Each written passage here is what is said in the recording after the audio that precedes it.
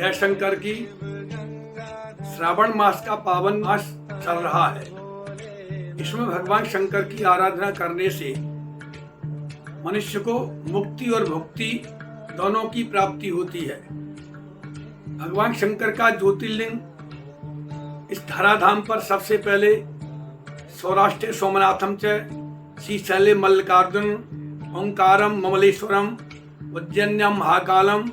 तीसरे नंबर का जो उज्जैन अवंतिका में महाकाल रूपी भगवान का ज्योतिर्लिंग स्थापित हुआ, उसकी कथा शिव पुराण में आती है कि एक वेदप्रिय नाम के ब्राह्मण थे।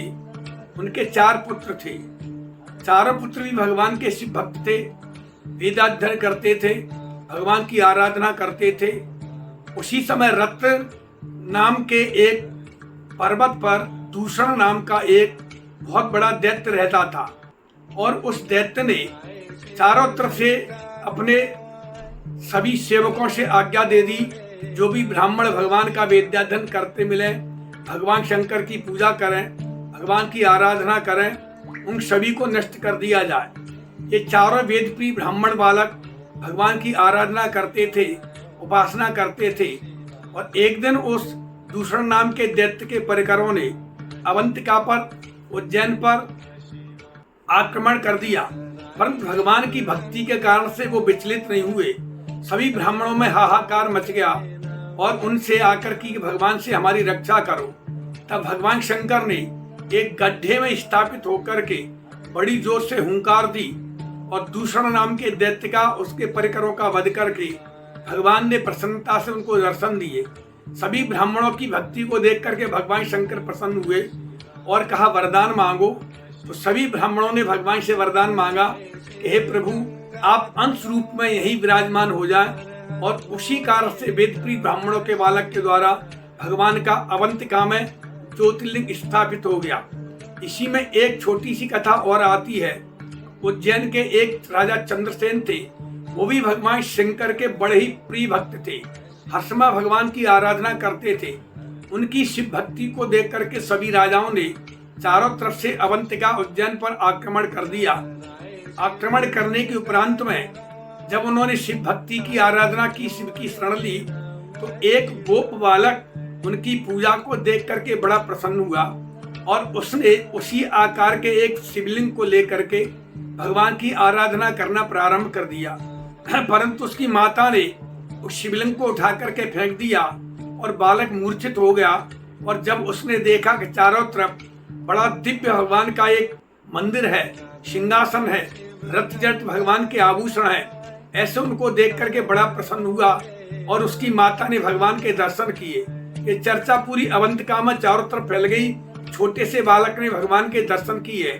इस बात को सुनकर के जितने दुष्ट राजा उज्जैन पर आक्रमण करने के लिए आए और उन्होंने चर्चा की कि जिस नगरी का छोटा सा बालक भी भगवान शंकर का भक्त है और प्रभु उसकी रक्षा कर सकते हैं, तो उस नगर के राजा की रक्षा भगवान कैसे करेंगे? सभी को नष्ट कर देंगे, सभी को उससे मित्रता करनी चाहिए। सभी राजाओं ने वैर छोड़ करके राजा चंद्रसेन से मित्रता की और अपने अपराध की क्षमा मांगी। ये भगवान की शिव भक्ति का प्रमाण है कि भगवान की आराधना करने वाले के शत्रु भी उसकी शरणागति होकर के उससे प्रसन्नता होकर के मित्रता करते हैं। अवंतिका में भगवान शंकर को महाकाल क्यों कहते हैं? करालम महाकाल कालम कृपालम गुणागार संसार पारम नतुहम। इसकी कथा भी इसी प्रकार से आती है।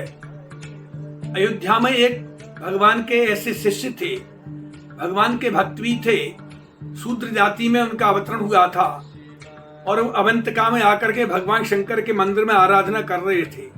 उसी समय उनके गुरुदेव वहां पर आकर के विराजमान हुए, परंतु उन्होंने गुरुदेव को प्रणाम नहीं किया, गुरुदेव का साष्टांग दंडवत नहीं किया, गुरुदेव को नमन नहीं किया। किस कारण से? भगवान शंकर बड़े रुष्ट हो गए महाकाल के रूप में प्रकट होकर के, और उन्होंने श्राप दे दिया उसको, तुम मेरी भक्ति करते हो परंतु गुरु का अपमान करते हो। वंदे देव उमापतिम सुरगुरुम वंदे जगत कारणम। भगवान शंकर सारे देवताओं के, सभी के गुरु हैं, इसलिए गुरु का अपमान वो सहन नहीं कर सके।